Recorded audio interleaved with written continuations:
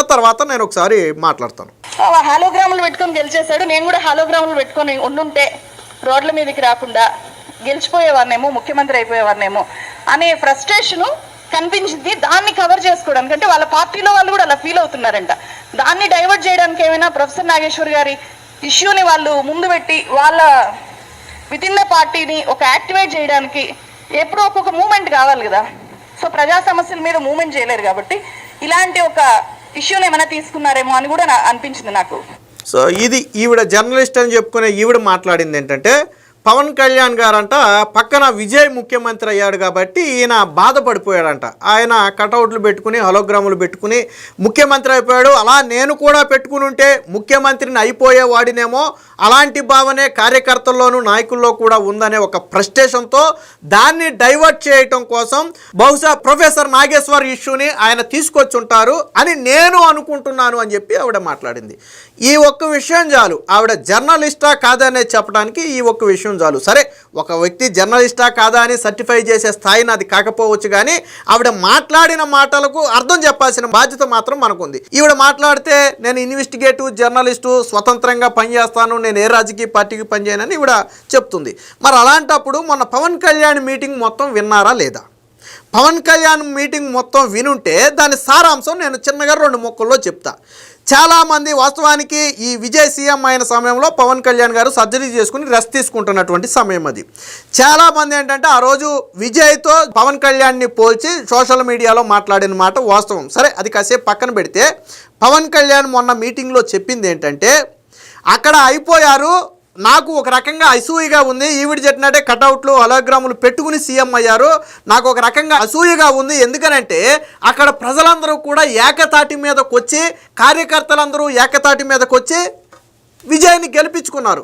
కానీ మన దగ్గరకు వచ్చేటప్పటికి సినిమా పరంగా నన్ను అభిమానిస్తారేమో తప్ప రాజకీయానికి వచ్చేటప్పటికి మాత్రం కులం వచ్చేస్తుంది. ఎక్కడి నుంచి ఈ కులం వస్తుందో నాకైతే అర్థం కావటం లేదు. తమిళనాడు పరిస్థితులు వేరు, ఆంధ్ర పరిస్థితులు వేరు అని ఆయన ఎక్స్ప్లెయిన్ చేస్తూ చెప్పారు. చాలామంది నా చెవుల్లో ఊదర కొట్టారు, మీరు కూడా అలా చేస్తే సీఎం అయ్యేవాళ్ళేమోనని. నేను సీఎం పదవి కోసం కాదు, 5 కోట్ల మంది ఆంధ్రుల స్థిరత్వం కోసం నేను కూటమితో జతకట్టాను. ఆ విషయం లేదు, నిజంగా నేను సీఎం అవ్వాలి అనుకుంటే చంద్రబాబు నాయుడు అరెస్ట్ అయినప్పుడే నేను అడ్వాంటేజ్ తీసుకునేవాడిని కదా అని చెప్పి ఆయన మాట్లాడాడు. ఇది అసలు పవన్ కళ్యాణ్ మాట్లాడిన సారాంశం. మరి నువ్వేమన్నావు? నువ్వు పోని నిజంగానే నువ్వన్న మాటల్లో కొంత నిజం ఉందేమో అని కాసేపు అనుకుందాం. అలా అనుకునుంటే ప్రొఫెసర్ నాగేశ్వర్కి రాజకీయాలకి ఏంటి సంబంధం? అప్పుడు ఏ జగన్మోహన్ రెడ్డి మీద విమర్శలు చేయొచ్చు, వైసీపీ పార్టీ మీద విమర్శలు చేయొచ్చు, ఆంధ్రాలో ఉన్న రాజకీయ పరిస్థితుల గురించి ఆయన మాట్లాడవచ్చు తప్ప ఎక్కడో తెలంగాణలో ఉన్నటువంటి ప్రొఫెసర్ నాగేశ్వర్ గురించి ఎందుకు తీసుకొస్తారు? ఏ ఇష్యూ ముందు జరిగింది?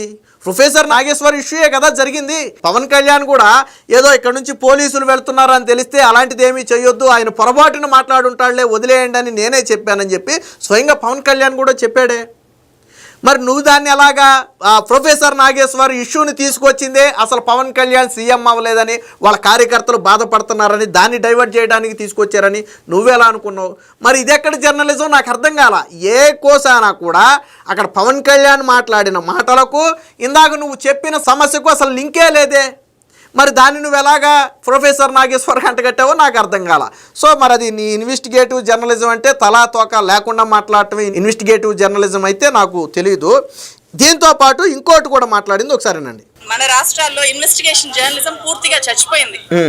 నాలాంటి వాళ్ళం చాలా కష్టపడి, ఏవైనా రోజుల కొద్దీ కష్టపడి రీసెర్చ్ చేసి ఒక విషయాన్ని బయట పెడితే, లేకపోతే ఒక చాలా టైం పెట్టి ఒక రీసెర్చ్ వీడియో రిలీజ్ చేస్తే వాటి మీద చాలా పెద్ద ఎత్తున దాడులు చేస్తున్నారు. సో సార్ లాంటి వాళ్ళు ఒక వాస్తవాన్ని చెప్పడానికి ప్రయత్నం చేస్తే వాళ్ళ నోరు మూయించే ప్రయత్నం చేస్తున్నారు. నాలాంటి వాళ్ళ మీద, లేకపోతే సార్ లాంటి ఒక ప్రొఫెసరు, ఒక సీనియర్ జర్నలిస్టు, అలాంటి వాళ్ళ మీదనే ఈ స్థాయి దాడులు జరిగితే రేపు పొద్దున జర్నలిజం చదువుకొని మైక్ పట్టుకొని ధైర్యంగా ఒక క్వశ్చన్ చేయాలి అని చెప్పి బయటకు వచ్చే వాళ్ళకి ఒక భరోసా ఎక్కడి నుంచి వస్తుంది? ఆ ధైర్యం ఎక్కడి నుంచి వస్తుంది? విన్నారు కదా, ఇందులో ఒక్క పాయింట్ గుర్తుపెట్టుకోండి, దాని గురించి మాట్లాడదాం. చాలా పెద్ద ఎత్తున దాడులు చేస్తున్నారు. సో సార్ లాంటి వాళ్ళు ఒక వాస్తవాన్ని చెప్పడానికి ప్రయత్నం చేస్తే వాళ్ళ నోరు మూయించే ప్రయత్నం చేస్తున్నారు. అది ఇక్కడ విన్నారు కదా, సార్ లాంటి వాళ్ళు ఒక వాస్తవాన్ని చెప్పాలనే ప్రయత్నం చేస్తే వాళ్ళ నోరు మూయించే ప్రయత్నం జరుగుతుందని చెప్పి ఈవిడ చెప్పింది. దీనికంటే ముందు నేను ఇందాక చెప్పా కదా, ఇన్వెస్టిగేటివ్ జర్నలిజం అని పాపం తనకు తాను ఒక సర్టిఫై ఇచ్చుకుంది. అయితే భారతదేశంలో వాక్ స్వాతంత్రం ఎంత ఉందో దానికి లిమిట్ కూడా అంతే ఉంది. ఇటీవల సుప్రీంకోర్టు అంతెందుకు ఆంధ్ర రాజకీయాలకు వస్తే సజ్జల భార్గవరెడ్డి కేసు విషయంలోనే హైకోర్టు ఒక వ్యాఖ్య చేసింది. అంటే స్వేచ్ఛ ఉంది కదా అని చెప్పి ఇష్టం వచ్చినట్టు మాట్లాడతాను అంటే కుదరదు, దానికి కూడా ఒక హద్దు ఉంది అని స్వయంగా సజ్జల భార్గవరెడ్డి విషయంలోనే కోర్టు చెప్పింది. ఇది అనేక సందర్భాల్లో రుజువైంది. అంటే స్వేచ్ఛ ఉంది కాబట్టి నేను నీ మీద కూడా పలు ఆరోపణలు చేయొచ్చు, బట్ అది నిజమా కాదా అని నిరూపించాల్సి వస్తే నిరూపించాల్సిన బాధ్యత నాది. ఆరోపణ చేసిన వ్యక్తే దాన్ని నిరూపించాల్సి ఉంటుంది. ఇక్కడ ప్రొఫెసర్ నాగేశ్వర్ ఒక నిజాన్ని బయటకు తీసుకొస్తే అనే పదాన్ని వాడింది.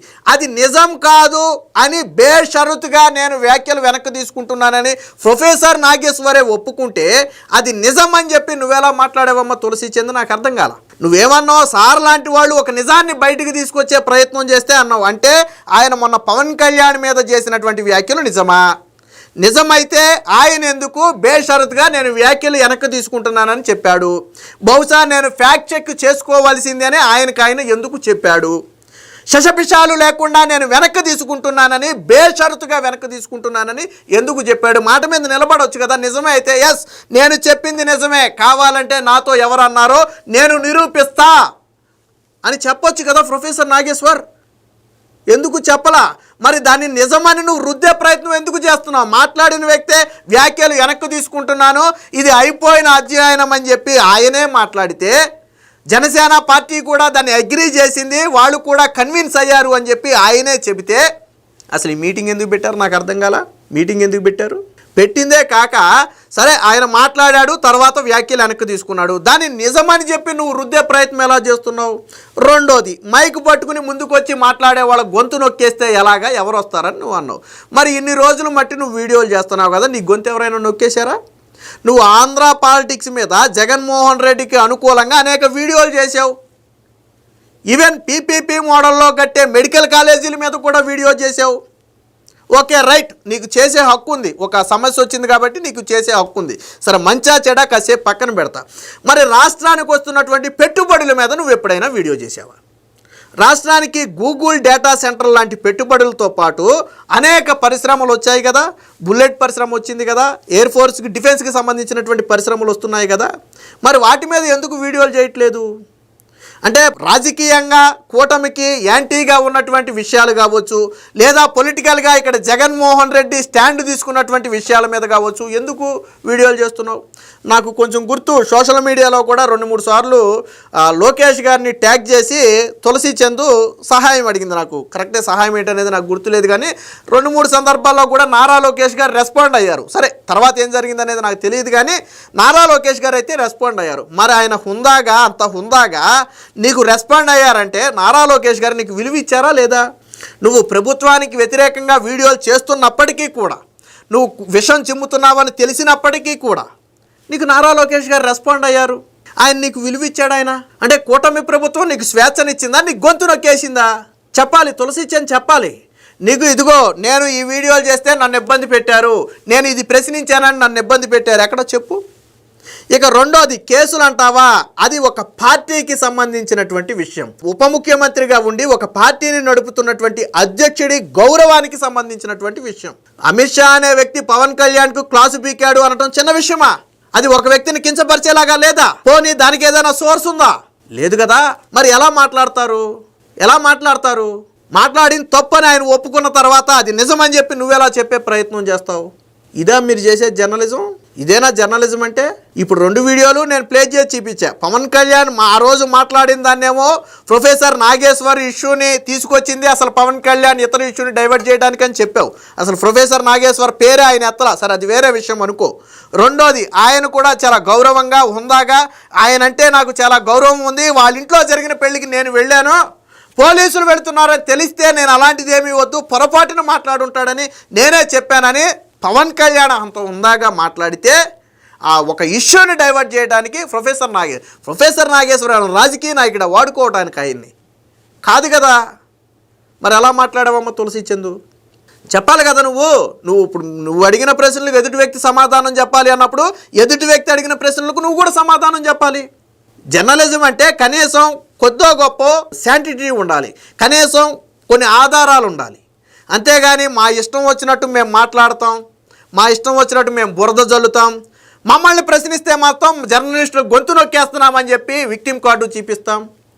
ఎంతవరకు ఇది సోషల్ మీడియా యుగం. ఇది సోషల్ మీడియా నిజమేంటి అబద్ధం ఏంటి అనేది సోషల్ మీడియా యుగం. ఎవడి భావ ప్రకటన వాడికి ఉంటుంది, బట్ దానికి ఒక హద్దు ఉంటుంది. కాబట్టి తులసి చంద్ ఇక నుంచి అయినా మాట్లాడేటప్పుడు కొద్దిగా ముందు వెనక, ఎందుకంటే నీ అంతటికి నువ్వుగా ఇన్వెస్టిగేటివ్ జర్నలిస్ట్ అని లేకపోతే ఏదో పెద్దవన్నీ నేను రీసెర్చ్లు చేసి అనాలిసిస్లు చేసి బయట పెడుతున్నానని నీ అంతటికి నువ్వు చెప్పుకుంటున్నావు. కాబట్టి ఇక నుంచి అయినా ఎలాంటి మాట్లాడేటప్పుడు కొంచెం ముందు వెనక